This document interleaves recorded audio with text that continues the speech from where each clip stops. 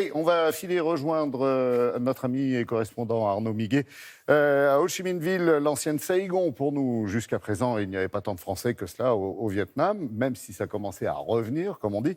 Mais ce petit dragon asiatique à forte croissance attire finalement de plus en plus d'entrepreneurs français. Bonjour Arnaud. C'est vrai, bonjour. Il n'y a que 100 000 Français vivant officiellement en Asie, c'est relativement peu.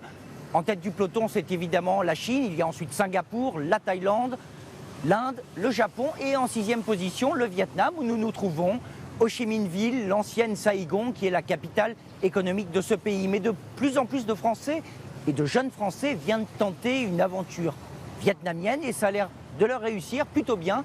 C'est un pays qui connaît 6% de croissance, qui construit tous azimuts et qui se rêve en nouveau dragon asiatique. Portrait choisi, croqué, avec Gaël Caron. À Ho Chi Minh Ville, capitale économique du Vietnam, flotte toujours un petit air de France. Au cœur de Saigon, un lotissement de luxe est en construction. Cette tour, une penthouse au sommet, un projet de 3 millions d'euros et à sa tête, un Français.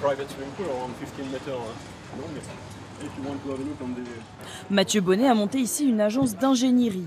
Des projets comme celui-ci, il emmène une centaine à Saigon. C'est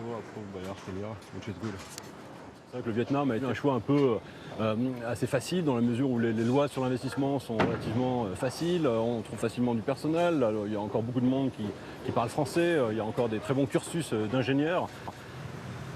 Alors aujourd'hui, 300 entreprises tricolores sont installées au Vietnam, attirées par le dynamisme d'une économie en plein boom, une main-d'œuvre bon marché et surtout très jeune.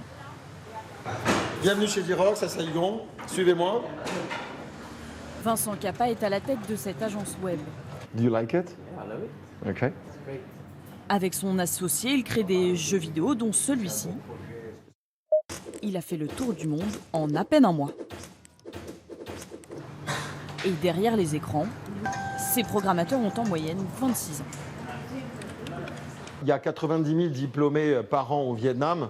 Esprit très matheux, ce sont des gens qu'on arrive à garder après formation entre 3 et 5 ans dans nos entreprises. Vraiment, il y a eu une explosion de ces jeunes diplômés dans leur capacité à servir des services informatiques pour des entreprises étrangères.